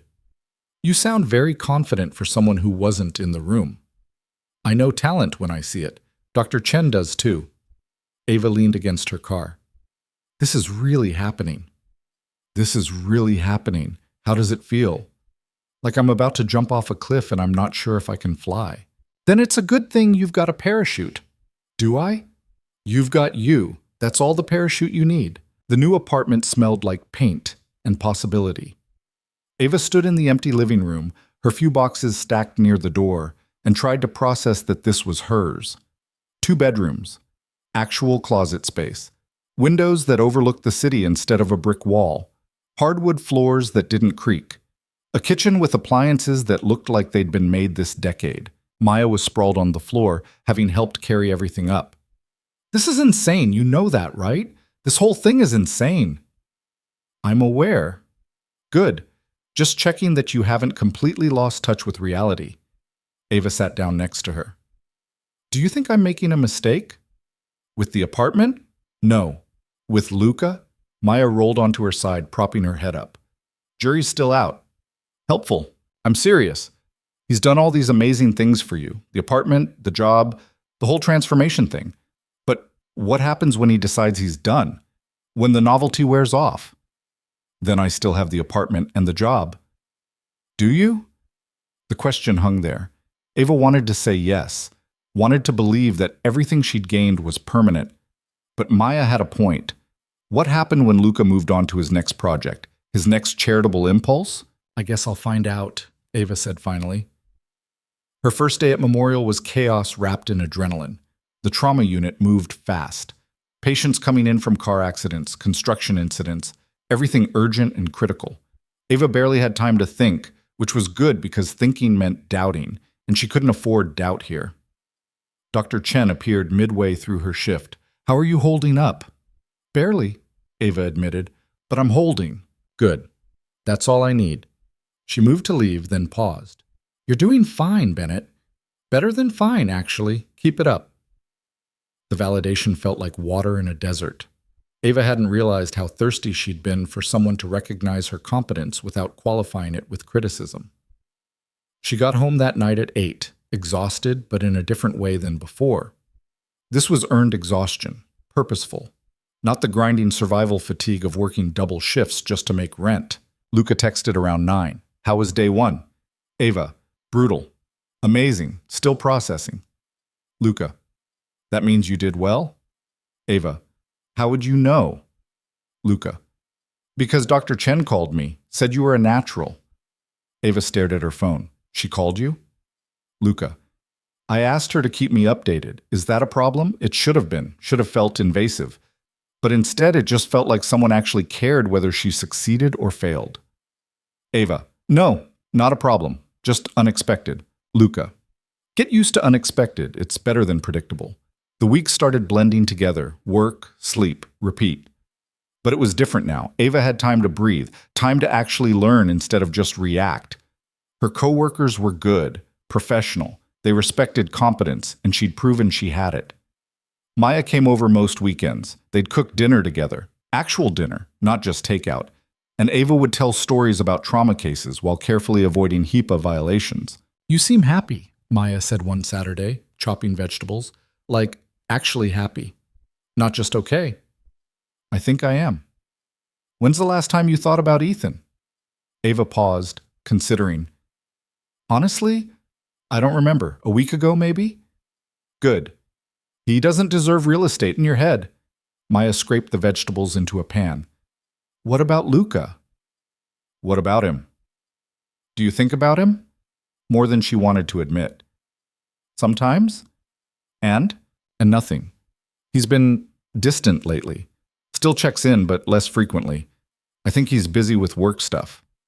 Or he's giving you space to figure out who you are without him hovering. That was probably true. Luca had pulled back gradually over the past month. Not disappearing, just creating distance. Letting Ava stand on her own. It should have felt like abandonment. Instead, it felt like trust. 2 months after starting at Memorial, Ava got called into Dr. Chen's office. Sit, Dr. Chen said, not looking up from her computer. Ava sat, running through everything she might have done wrong. Missed diagnosis, protocol violation, some complaint she didn't know about. You've been here 8 weeks, Dr. Chen said, still typing. How do you think you're doing? Good, I think. I hope. You're doing excellent. Dr. Chen finally looked up. Your patient outcomes are top tier. Your colleagues respect you. You're fast without being reckless. That's rare. Thank you. Don't thank me yet. I'm promoting you to senior trauma nurse. Comes with a pay increase and more responsibility. You'll be training new hires, managing schedules, all the administrative headaches that come with leadership. Ava's brain stuttered. I've only been here 2 months. And you've proven yourself in 2 months. Some people take years to do what you've done. Dr. Chen leaned back. I don't give promotions because I'm nice. I give them because they're earned. You earned this. I don't know what to say. Say yes or no. Those are your options. Yes. Absolutely yes. Dr. Chen smiled. Good. You start the new position Monday. And Bennett? Stop being surprised when good things happen to you. You're allowed to succeed. Ava left that office feeling like she was floating. She called Luca before she even made it to her car. I got promoted, she said when he answered. That's excellent. Congratulations. You don't sound surprised. I'm not. You're good at what you do. People notice that. Dr. Chen said I earned it. You did. Ava leaned against her car, looking up at the hospital. I keep waiting for the other shoe to drop, for someone to realize this was all a mistake. That's imposter syndrome talking. Ignore it. Easy for you to say. You've probably never doubted yourself a day in your life. Luca laughed. It sounded rusty, like he didn't do it often. I doubt myself constantly. The difference is I don't let it stop me. How? By remembering that doubt is just fear wearing a disguise. And fear only wins if you let it make decisions for you. They talked for another 20 minutes. About work, about the apartment, about small things that didn't matter but somehow did. When they hung up, Ava realized she was smiling. The promotion changed things. More responsibility meant more pressure, but also more purpose. Ava found herself mentoring new nurses the way she wished someone had mentored her at City General. Teaching them not just protocols, but how to handle the emotional weight of trauma work. You can't save everyone, she told a young nurse named Jamie who was crying in the break room after losing a patient. And that's not your failure. That's just the reality of this job. Then how do you do it? How do you keep going? By remembering the ones you do save. By knowing that showing up and doing your best matters, even when the outcome sucks. Jamie wiped her eyes. Does it get easier? No, but you get stronger. 3 months in, Ava ran into Vanessa at a coffee shop. It was random, accidental. Ava was grabbing coffee before a shift when she heard someone say her name. Ava? Ava Bennett? She turned. Vanessa stood there in yoga clothes that probably cost more than Ava's weekly paycheck, holding a green smoothie. Vanessa, hi. I thought that was you. Vanessa's smile was friendly but strained. How have you been? Good. Busy. You? Same. Busy. An awkward pause. I wanted to apologize, actually. For the wedding. I know having you there must have been weird for Ethan. It was fine. Was it? Because he's been different since then. Distant. Like he's somewhere else in his head. Ava didn't know what to say to that. Didn't want to be part of whatever was happening in Ethan's marriage. I should go, she said. Work. Of course. It was good seeing you. Vanessa hesitated. You look really happy. Whatever you're doing, it suits you. Thanks. Ava left before the conversation could get more uncomfortable. She texted Maya about it during her break. Maya, please tell me you didn't engage with whatever drama she was trying to start. Ava, I didn't. Just got my coffee and left. Maya, good. Not your circus, not your monkeys. Ava, exactly. But the encounter stuck with Ava throughout her shift, not because she cared about Ethan's marriage problems, but because seeing Vanessa, perfect, polished Vanessa, looking stressed and uncertain, reminded her that everyone was fighting battles nobody else could see. That evening, Luca called instead of texting. Are you free Saturday? He asked. Depends. Why? There's an event. Charity gala. Very boring, very necessary. I need a date who won't make me want to fake a medical emergency to escape. Ava laughed. And you think I'm that person? I know you are. Plus, you clean up well. I have photographic evidence. Flattery will get you everywhere. Is that a yes? Ava checked her mental calendar. She had Saturday off. No plans, no obligations. What time? I'll pick you up at 7. Dress code is black tie. I don't have anything. Check your closet. Christine may have left a few things. When did? Yesterday. I had her drop them off while you were at work. He paused. Is that too much? If it's too much, say so. It's a lot, but not too much. Good. Saturday then. After he hung up, Ava opened her closet. Sure enough, there were 3 new dresses hanging there. All elegant, all exactly her size, all probably worth more than her car. She ran her fingers over the fabric, feeling that familiar mix of gratitude and uncertainty. Luca kept giving her things, opportunities, access to a world she'd never imagined belonging to. The question Maya had asked months ago echoed back. What happens when he's done? But maybe that was the wrong question. Maybe the right question was what happened when Ava was finally ready to stand completely on her own. Saturday arrived with rain. Not a drizzle, but a full downpour that made Ava grateful Luca was picking her up instead of her having to navigate public transportation in heels and formal wear. She chose the midnight blue dress. It was simpler than the black one from the wedding, but somehow more sophisticated, elegant without trying too hard. Luca arrived exactly at 7. He wore another tuxedo, different from the wedding one, but just as devastating. His hair was slightly damp from the rain. You look beautiful, he said when she opened the door. You look wet. He smiled. It's raining. I noticed. The car was waiting downstairs, same driver, same leather seats. But this time Ava felt less like she was pretending to belong and more like she actually did. So, what's this gala for? She asked as they drove. Children's Hospital. They're raising funds for a new pediatric wing. That's actually a good cause. I try not to waste time on bad ones. He glanced at her. You'll know some people there. Dr. Chen will be present. She's on the hospital board. Will there be people like Ethan? Probably. The city isn't that big, but if we run into him, we handle it the same way you handled the wedding. You're not there for him. You're there because you belong there. The venue was a historic hotel downtown, the kind with chandeliers and marble everything and staff in white gloves. People in expensive clothes milled around holding champagne and making conversation that sounded important, but probably wasn't. Luca kept a hand on the small of Ava's back as they navigated the crowd. A grounding touch, subtle but present. They ran into Dr. Chen near the silent auction. Bennett, she said, smiling. Didn't expect to see you here. Luca's +1. Ah. Dr. Chen's eyes flicked to Luca with something like knowing amusement. You two make an interesting pair. Is that a compliment? Luca asked. It's an observation. Make of it what you will. She turned to Ava. How are you adjusting to the senior position? Still learning, but I think I'm getting there. You're doing more than getting there. The new hires you've been training are already showing improvement. That's leadership. After Dr. Chen walked away, Ava exhaled. Why do I feel like I just passed a test I didn't know I was taking? Because you did. She's evaluating whether you can handle professional settings outside the hospital. You just proved you can. They made their way through the crowd. Luca introduced her to people whose names Ava immediately forgot. Business associates, board members, people who moved money around and called it productivity. And then, inevitably, they ran into Ethan. He was standing near the bar with Vanessa, both holding drinks they weren't drinking. When he saw Ava, something flickered across his face. The same look from the wedding, but somehow sadder.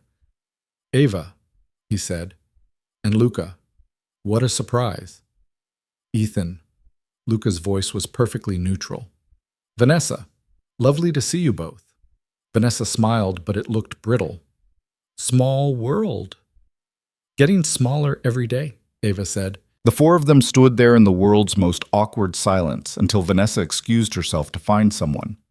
Ethan followed after a beat, leaving Ava and Luca alone. That was painful, Ava said. Was it? I thought you handled it perfectly. I barely said anything. Exactly. You didn't owe him more than that. They found their table for dinner. Ava was seated between Luca and a woman named Helena, who ran a nonprofit for homeless youth.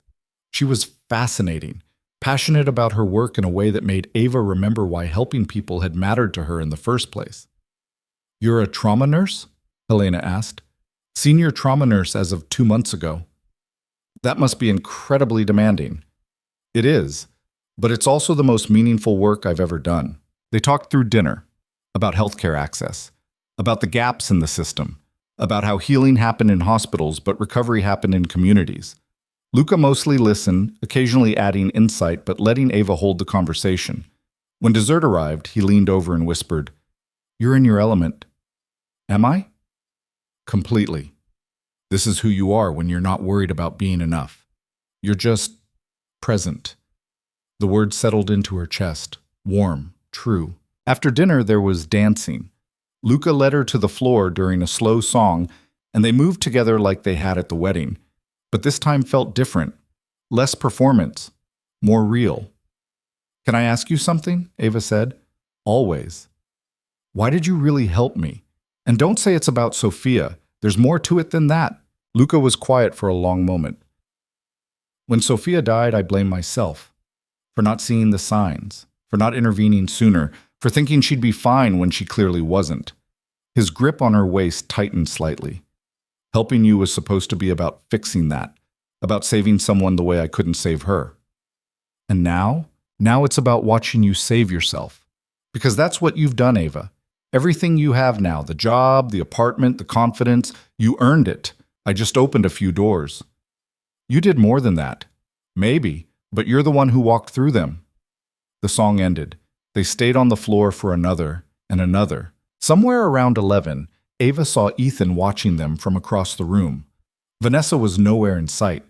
He looked lost, uncertain, like a man who'd just realized he'd made a terrible mistake and had no idea how to fix it. Ava looked away. He wasn't her problem anymore. Wasn't her responsibility. Whatever he was going through, he'd have to figure it out on his own. The ride home was quiet, comfortable.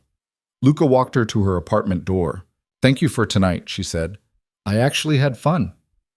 "So did I." He hesitated. "Can I tell you something?" "Of course."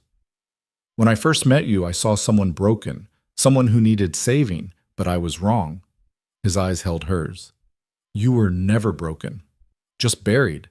And watching you dig yourself out has been the most remarkable thing I've witnessed in years." Ava's throat tightened. "I couldn't have done it without you." "Yes, you could have. It just would have taken longer." He stepped back. "Get some sleep. You have work tomorrow." "Luca." "Yeah?" "Whatever this is between us, I'm glad it happened." He smiled. "So am I."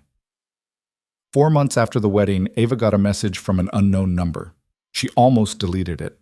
Almost. But something made her open it. "Unknown. This is Vanessa. I know this is weird, but I need to talk to you. Can we meet?" Ava stared at the message for a full minute, then texted Maya. "Maya, do not engage. This is a trap." Ava, "What if it's not?" Maya, "Then it's still weird and you shouldn't do it." But curiosity won. Ava agreed to meet Vanessa for coffee the next day. Vanessa looked different, tired, less polished. Her yoga clothes weren't designer this time, just regular athletic wear. "Thank you for coming," she said when Ava sat down. "I wasn't sure you would." "I almost didn't." "I don't blame you." Vanessa wrapped her hands around her coffee cup. "I'm leaving Ethan." Ava blinked. "What?" "I'm filing for divorce or annulment, whatever you call it, when you've only been married 4 months. She laughed, but it sounded hollow. "Turns out marrying someone to prove a point is a terrible idea." "I'm sorry." "Don't be. It's my fault. I knew what I was getting into, or thought I did." Vanessa looked up. "He talks about you constantly. Did you know that?" "No." "He does. About how different you are now. How he made a mistake. How he should have fought harder to keep you." She set her cup down. "I'm not here to make you feel guilty, or to ask you to take him back. I'm here to tell you that you won. This isn't a competition, isn't it? He made it one, by inviting you to the wedding, by needing you to see his success. But you showed up, and you were magnificent, and it broke something in him." Vanessa's eyes were red. "I just wanted you to know, whatever you did, whoever you became, it mattered. You're not the forgotten ex. You're the one who got away." Ava didn't know what to say. Didn't know if there was anything to say. "I should go," Vanessa said, standing. "I have a lawyer meeting. Just thank you for showing up that night, for reminding me what strength looks like. She left before Ava could respond. Ava sat there for another 20 minutes, processing. Then she called Luca. "Vanessa's leaving Ethan," she said when he answered. "I heard it's been making rounds in certain circles. She said I won, like this was some kind of game. Was it? No? Maybe. I don't know." Ava rubbed her temples. "I thought seeing him miserable would feel good, like vindication. But it just feels empty. That's called growth. You've moved past needing his misery to validate your worth." "When did that happen?"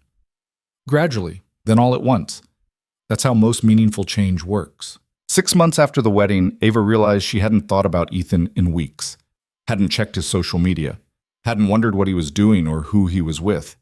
He'd become background noise, irrelevant. Work consumed her in the best way.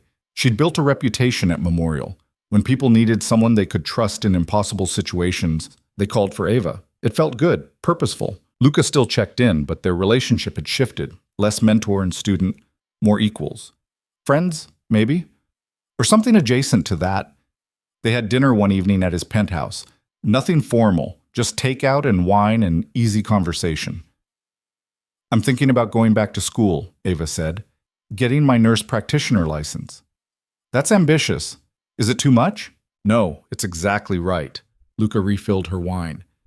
"You've spent the last 6 months proving you can do this job. Time to prove you can do more." "What if I fail?" "Then you fail and try again. That's how learning works." Ava swirled her wine. "I've been thinking about your sister, about what you said, that you couldn't save her." "Don't let me finish." She set her glass down. "You couldn't save her, but you helped me save myself, and I think that matters. I think she'd be proud of you." Luca's expression cracked slightly. "You think?" "I know." They sat in comfortable silence for a while. Then Luca said, "I have a confession. Should I be worried?" "Probably." He smiled, but it looked nervous. "When I first reached out to you, it was about revenge, about watching Ethan lose. But somewhere along the way, it became about something else." "What?" "You." He met her eyes. "It became about wanting to see you win, not against Ethan, just in general. And I think I might have developed feelings that complicate things." Ava's heart stuttered. "Complicate how?" "Because I'm not good at this. Relationships, emotional honesty. I'm better with transactions and deals and keeping people at arm's length." "So why tell me?" "Because you deserve honesty, and because hiding it felt dishonest." He stood, pacing. "If you want to keep things as they are, I understand. But I needed you to know." Ava stood too, walked over to where he stood by the window. "What if I have feelings too?" "Do you?" "I think so. I don't know. It's complicated because you've done so much for me, and I don't know if what I feel is gratitude or something else." "Then figure it out. Take your time. I'm not going anywhere." She kissed him, quick, impulsive, testing. He kissed her back, slower, deliberate. "Sure." When they broke apart, Ava laughed. "Well, that's new." "Good new or bad new?" "Still figuring that out." A year after the wedding, Ava stood in the same garden where Ethan had married Vanessa. But this time it was different. This time she was there for a hospital fundraiser. Memorial was hosting an outdoor event, and Dr. Chen had asked Ava to help coordinate. She wore a simple sundress. No designer labels, no borrowed elegance, just herself. Luca appeared at some point, bringing her water because she'd been running around for hours. "You look happy," he said. "I am happy." "Good. You deserve to be." They stood together, watching hospital staff and donors mingle. Somewhere in the crowd, Ava spotted Dr. Chen giving a speech about the importance of trauma care. "Do you ever regret it?" Luca asked quietly. "Regret what?" "Saying yes to all of this, to letting me into your life." Ava thought about that, about the cramped apartment she'd left behind, the survival mode existence, the version of herself who'd stared at a wedding invitation and felt worthless.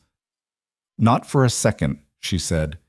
"You helped me remember who I was before someone convinced me I wasn't enough. That's not something I'll ever regret." Even though I had ulterior motives? Especially because of that. You were honest about your damage. That's more than most people manage. He smiled. We're quite a pair, aren't we? Broken people fixing each other? Something like that. 2 years after the wedding, Ava got an email from Ethan. She almost deleted it. Almost. But curiosity won again. The email was short, simple. Ava, I know I have no right to contact you. I know you've moved on and built a life that doesn't include me. But I needed to tell you something. Seeing you at my wedding broke something in me. Made me realize what I'd thrown away. You were never the problem. I was. I took someone extraordinary and tried to make her ordinary so I'd feel superior. I don't expect forgiveness. Don't want it even. I just wanted you to know that watching you become who you are now has been humbling. You didn't need me to be remarkable.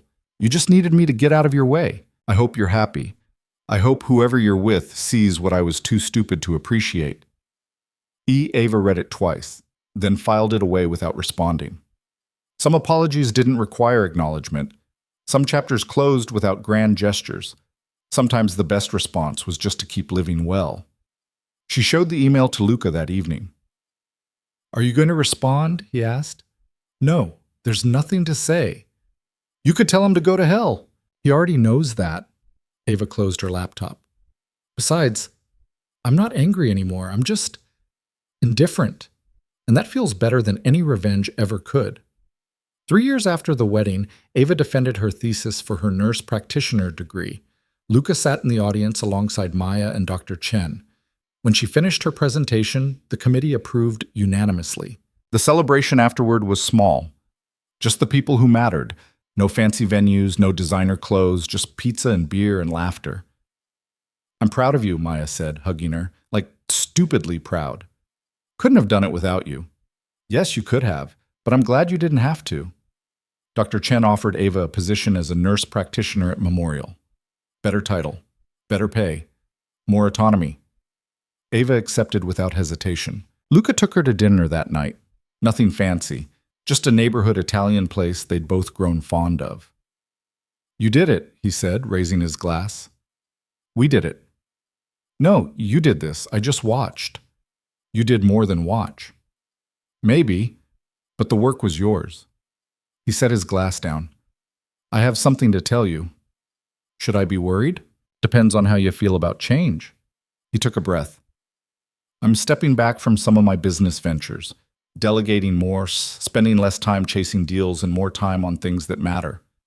Like what? Like you. If that's something you want. Ava reached across the table, taking his hand. I want that. Yeah? Yeah. 4 years after the wedding, Ava ran into Vanessa one last time. It was at a coffee shop. Random. Accidental. Again. But this time Vanessa looked different. Happy. Lighter. She was with someone. A woman with kind eyes and an easy smile. Ava, Vanessa said, surprised. Hi. Hi, you look good. Thanks. So do you. She gestured to her companion. This is Rachel, my girlfriend. Nice to meet you, Ava said, shaking her hand. They talked for a few minutes. Small talk, surface level. But before they parted, Vanessa said, Thank you for being who you were that night. I know it sounds strange, but watching you stand there so confident, so complete, it made me realize I'd been settling too, trying to be someone I wasn't. I'm glad you figured it out. We both did, didn't we? Yeah, I think we did. 5 years after the wedding that had changed everything, Ava stood in her apartment, a different one now, bigger, bought not rented, and looked at the invitation on her counter. Not a wedding invitation this time, a fundraiser for a new nonprofit she and Luca had started together, helping young women build confidence and career skills, turning pain into purpose. Maya walked in carrying flowers. You ready for tonight? As ready as I'll ever be. You're going to be great. You always are. Luca appeared in the doorway. Car's here whenever you're ready. Ava looked at them both. The people who'd stood by her, who'd helped her rebuild, who'd reminded her that being broken wasn't the same as being worthless. Let's go, she said. The fundraiser was successful, more successful than they'd hoped. Hundreds of people showed up, donated, Listen to Ava speak about second chances and finding yourself after someone else tried to erase you. Afterward, standing on the balcony with Luca, looking out at the city that had witnessed her transformation, Ava realized something. She'd spent so long trying to prove she was enough. Enough for Ethan, enough for herself, enough for the world. But enough was the wrong metric. She wasn't enough. She was complete, whole, exactly who she was supposed to be. "What are you thinking?" Luca asked. "That I'm glad he invited me to that wedding." "Really? Really?" "Because it forced me to choose. Stay small and safe, or risk everything to become someone I actually liked." She turned to face him. "I picked right." "Yeah, you did." They stood there in comfortable silence. Two people who'd found each other in the wreckage and built something that mattered. Inside, music was playing. People were dancing. Life was happening. And for the first time in longer than she could remember, Ava felt like she belonged in it. Not because someone gave her permission, not because she'd proven anything to anyone who doubted her, but because she'd finally given herself permission to take up space, to be seen, to matter. The wedding invitation had reopened a wound, but in doing so, it had forced her to finally heal it properly, to stop covering the pain and start addressing it. Ethan had wanted to parade his victory. Instead, he'd given her the push she needed to discover her own. And that, Ava thought, was the best revenge of all. Not making him hurt, but making herself whole. Luca's hand found hers. "Ready to go back in?" "In a minute. I'm just taking it all in." "Take your time. We've got all night." Ava smiled. They had more than that. They had tomorrow, and the day after, and all the days that came from choosing to build instead of hide. The city lights sparkled below. Inside, people she cared about were celebrating something she'd created, and beside her stood someone who saw her completely and loved her anyway. Not because she was perfect, but because she was real, complicated, human, enough and more than enough all at once. She'd walked into a wedding as the forgotten ex. She'd walked out as someone who'd finally remembered herself. And everything that came after was just the beginning of actually living instead of just surviving.